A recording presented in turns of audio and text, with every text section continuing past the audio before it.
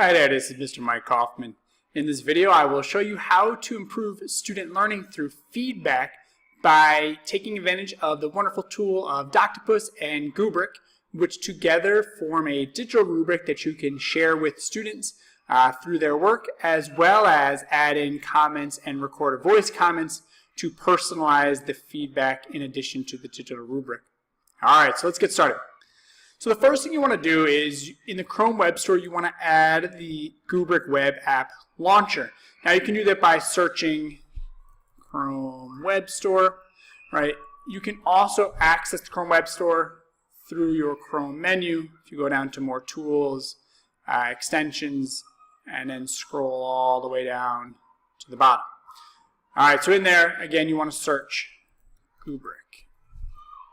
And you want to add the Goobric Web App Launcher. Once that's been successfully added in a Google Sheet, you want to add the add-on Doctopus. So on add-ons, you can go get add-ons and search Doctopus and add Doctopus. Now once both the Web App Launcher from Goobric and the add-on Doctopus have been added, in Classroom you want to create an assignment for your students.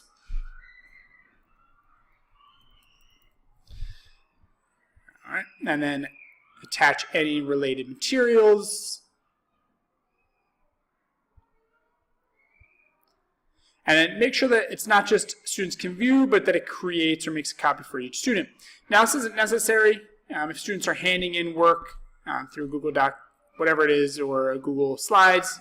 Either way, if they're submitting one of those Google products to the classroom, it'll work.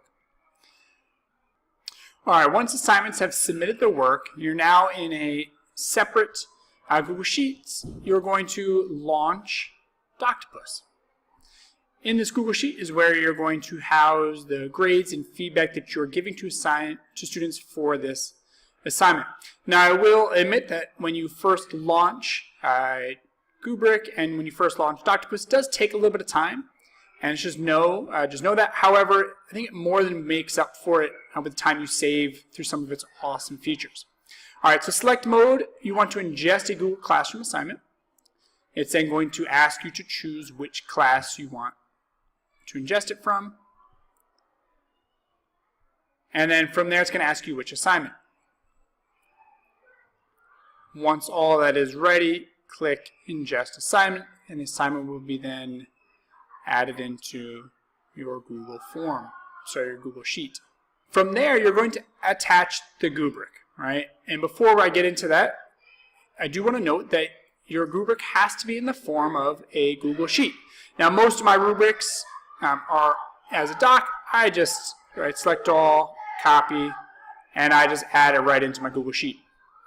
Right, now once it is ready, again, it just takes a little bit to load, right? We are going to click there and say don't show that warning again, attach the Goobric. And once you do that, it's going to bring up your most recent rubrics that you have attached. If it's not there, you can also go to your drive, click a spreadsheet that you want to attach, and either search it, or if it's one of the more recent ones, use that. Alright, attach rubric, check some of the settings, make sure these are the settings that you want, right? Choose or not choose, whatever it is, and then attach your rubric.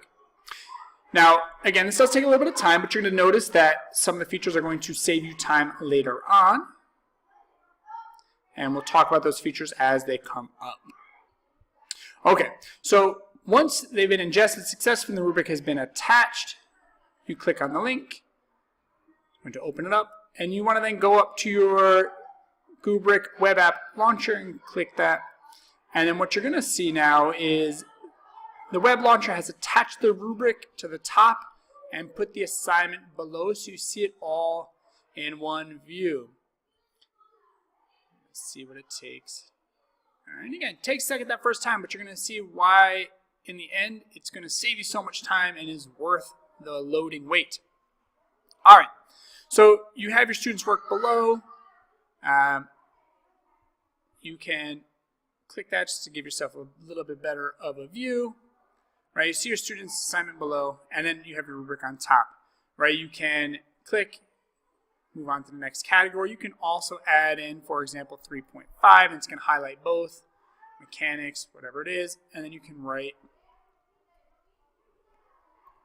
comments there. Now, if you scroll down a little bit, there's a couple features here that you want to think about. When you submit it, do you want your students to get the email? I love that feature. Again, that's going to save you time. They're automatically going to get their feedback and rubric right to their email. You can also change from view to comment, right? And why would you want to do that? So that way, as soon as you submit it, students can go back in there and change and make their work better. And then I also like the add auto advance on submit, and you're going to see what happens, right? So I click submit, and it's going to then go right to that next student. So I don't have to go back to my Google Sheets. It's going to automatically advance for me. All right, so maybe they got a full score on citations, on summary, whatever. Let's say it's a 2.5, and mechanics, let's say it's a 4. Now, another awesome feature is you can record feedback to your students. You go up there and record audio comment. Let's see what that looks like. Nice work, MS student. You did a great job with your citations and mechanics. However, your summary needed some more original ideas in there. It was a little bit too much like the researched piece. All right, it's going to convert to the MP3. Again, this takes a little bit of time, but when your students are able to see your voice or hear your voice comments right in their email, right in the assignment, it becomes well worth it. And you can trash it or attach it to Drive or upload it to Drive and then submit it to the student. So what's really nice then is once you have completed the rubric and you've submitted it, we can take a look at then what the students can see. All right, so if I click over my student account, if they then open up their assignment again, the rubric that we just filled out with Goobric and Doctopus has now been attached down to the bottom of the assignment for them to see, and also it put it into suggesting mode and edit mode so the students can get right in there and get back to work.